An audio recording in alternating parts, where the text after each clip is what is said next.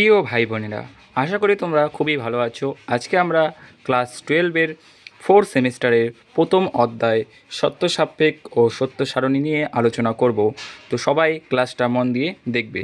তো চলো আমরা শুরু করা যাক আজকের ক্লাস। তো এই সত্য সাপেক্ষ ও সত্য সারণী জানার আগে আমাদের কিছু জিনিস জানা দরকার। যেমন প্রতীকী যুক্তিবিজ্ঞান কী। আমি এখানে লিখে দিয়েছি, দেখো, যে যুক্তিবিজ্ঞান সংকেত বা প্রতীক নিয়ে আলোচনা করে, অর্থাৎ সংকেত বা প্রতীক ব্যবহারের মাধ্যমে যুক্তির প্রকাশ ঘটায় ও যুক্তির বৈধতা বিচার করে, তাকে প্রতীকী যুক্তিবিজ্ঞান বলে। আমি এখানে উদাহরণ দিয়েছি, দেখো, একটা লাল রড দিয়েছি আর একটা সবুজ রড, মানে এটা নীল, এটা আমি সবুজ, ঠিক আছে, এটাকে আমরা সবুজ ধরবো। আমরা কি লাল, যেহেতু লাল হয় রাস্তার মধ্যে, তাহলে আমরা কি জানি যে রাস্তায় যেহেতু লাল সিঙ্গেল হয় তাহলে আমাদের কি থামতে হবে, আর সবুজ সিঙ্গেল হলে আমাদের কি চলতে হবে। তাহলে কি আমাদের এটা কি প্রতীকী ব্যবহারের মাধ্যমে আমরা বুঝতে পারছি, তাহলে এটাকেই বলা হয় প্রতীকী যুক্তি বিজ্ঞান। আশা করি তোমরা এটা বুঝতে পারলে। এবার এই প্রতীকী যুক্তিবিজ্ঞানকে আবার দুই ভাগে ভাগ করা হয়, একটা হলো শাব্দিক প্রতীক আর একটা হলো অশাব্দিক প্রতীক। আমরা বিভিন্ন বস্তুকে যে শব্দ দ্বারা প্রকাশ করি তাকেই বলা হয় শাব্দিক প্রতীক। যেমন আমরা একটা কুকুরকে দেখে বলি এটা একটা কুকুর, তাহলে এটাকে বলা হয় শাব্দিক প্রতীক। আর অশাব্দিক প্রতীক কি, যে শব্দ ছাড়া ভিন্ন বাকি সবগুলোকে আমরা বলবো অশাব্দিক প্রতীক। যেমন পি, কিউ, আর, এস, এগুলোকে আমরা বলবো অশাব্দিক প্রতীক। এই অশাব্দিক প্রতীককে আবার দুই ভাগে ভাগ করা হয়, এটা ভালো করে বুঝবে। অশাব্দিক প্রতীককে দুই ভাগে ভাগ করা হয়। একটা হলো চলক বা গাহক, এটার অপর নাম হলো অস্থায়ী সংকেত, আর হলো কি ধ্রুবক প্রতীক বা স্থায়ী সংকেত। ঠিক আছে, তাহলে অশাব্দিক প্রতীককে কয় ভাগে ভাগ করা হয়? দুই ভাগে। একটা হলো চলক বা গাহক বা অস্থায়ী সংকেত, আর হলো কি ধ্রুবক প্রতীক বা স্থায়ী সংকেত।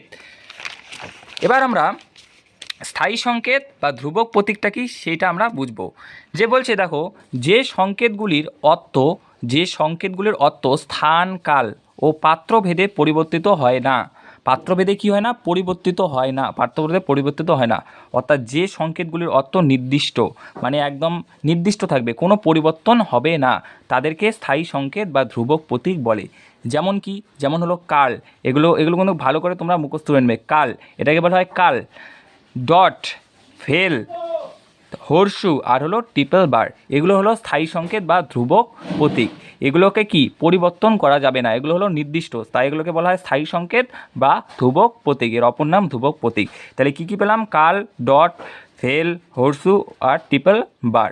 এবার আমরা দেখব অস্থায়ী সংকেত কি বা গাহক চলক কি।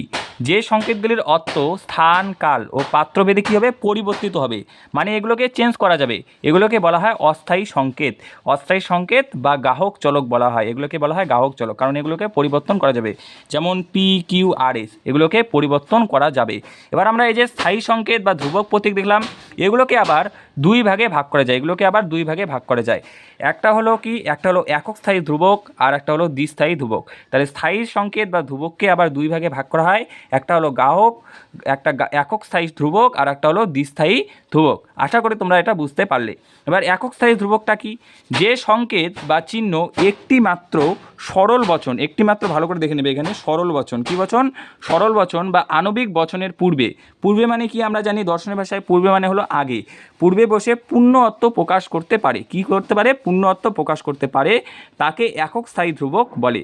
যেমন কাল হলো একটা একক স্থায়ী ধ্রুবক। আমরা এখানে দেখলাম যে স্থায়ী সংকেত বা ধ্রুবক প্রতীক 5 প্রকার: কাল, ডট, ভেল, হর্ষু, ট্রিপল বার।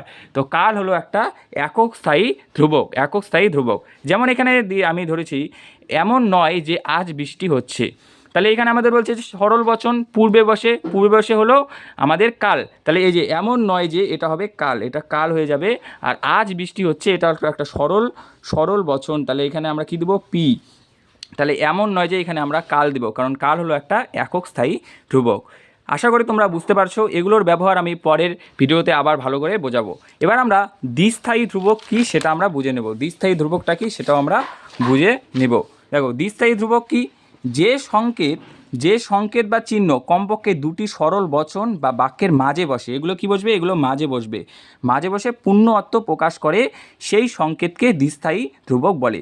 যেমন কি ডট, ফেল, হর্ষু ট্রিপল বার, এগুলোকে বলা হয় দ্বিস্থায়ী ধ্রুবক। একক ধ্রুবক কী ছিল? একক ধ্রুবক ছিল আমাদের কী ছিল? একক ধ্রুবক ছিল আমাদের কাল, কিন্তু দ্বিস্থায়ী ধ্রুবক কি? ডট, ভেল, হর্ষু আর হলো ট্রিপল বার। তাহলে আমরা একটা উদাহরণ দেই, দেখো রাম আসবে, এই রাম আসবে কি? রাম আসবে একটা সরল বচন, তাহলে এটাকে আমরা পি ধরতে পারি। আর আসবে কি? শ্যাম আসবে, এটাও একটা সরল বচন, তাহলে এটা আমরা কিউ, সরল বচন বা সরল বাক্য। আর এবংটা কি? এবং হলো এখানে এবং হলো কি? এটা হলো দ্বিস্থায়ী ধ্রুবক, এবং এর বদলে আমরা কি দেবো? ডট দেবো। এবার কেন ডট হলো এগুলো আমরা পরের ভিডিওতে ভালো করে জানবো। তো তোমরা যদি ভিডিওটা ভালো লাগে অবশ্যই লাইক, কমেন্ট, সাবস্ক্রাইব করবে এবং ভালো লাগলে তোমাদের বন্ধুদের সাথে শেয়ার করে দেবে। তো চলো আজকে এই পর্যন্তই, পরের ভিডিওতে দেখা হচ্ছে তাড়াতাড়ি।